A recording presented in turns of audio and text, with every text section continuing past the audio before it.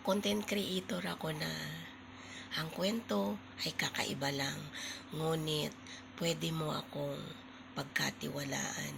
Kung ano man yung aking maishishare, kung hindi mo man nadanas, kung sakasakaling danasin mo, yun ay maaalala mo ako. 'Di ba? Kasi ang bawat tao may kanya-kanyang karanasan sa buhay. Like, ang ating buhay, kahirapan. 'Di ba? Marami tayong madadanas sa hirap. Alam mo yung una nating lalapitan kapag tayo ay nahihirapan, si Lord. Si Lord lagi nating naiisip na, Lord, may pag-asa pa ba? Ngunit yung pagtawag mo kay Lord, sabayan mo ng aksyon, kasi nandyan lang si Lord aalalay sa'yo. Kaya sa mga taong nahihirapan sa buhay, nawawalan ng pag-asa, may pag-asa ka pa. Kasi bakit yung mga taong may mga sakit, 'di ba? Sila yung mga taong nagiging open-minded. Iniisip nila na may pag-asa pa sila. Kasi ang tao, habang tayo ay humihinga, mayroon tayong pag-asa. Kaya kahit na anumang danasin natin dito sa mundo, basta't lagi natin iisipin na mayroon tayong pag-asa. Yan po guys. Kaya kung ikaw man, wag kang mawawalan ng pag-asa.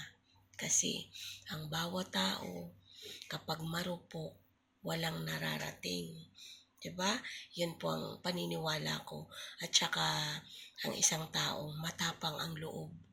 Wala kang takot suungin ng mga pagsubok. Lahat ay pwede mong malagpasan. Yun po ang aking mga natutunan sa buhay. Kaya kung isa kang nanay na mahina, subukan mong patatagin ang loob mo at lagi ka lang magdasal. At ang kailangan mo, magtiwala ka sa iyong sarili na lahat na bagay, walang hindi kaya. Kailangan mong kayanin, lalong-lalo na kung isa kang nanay. Unang-una, pag nanay ka, ang dami mong dadanasin na problema. Unang-una, pinansyal. Yun po talaga sa mga nanay.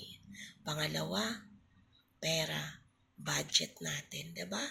Hindi natin problema kung anumang mga nasa paligid natin, wala tayong iniisip, kundi ang iniisip natin yung pinansyal, at ang gusto natin, lagi lang healthy ang ating mga anak at lagi tayong healthy din.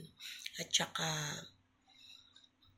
ang lahat ng mga problema guys, idaan natin sa malamig lang ang ating ulo.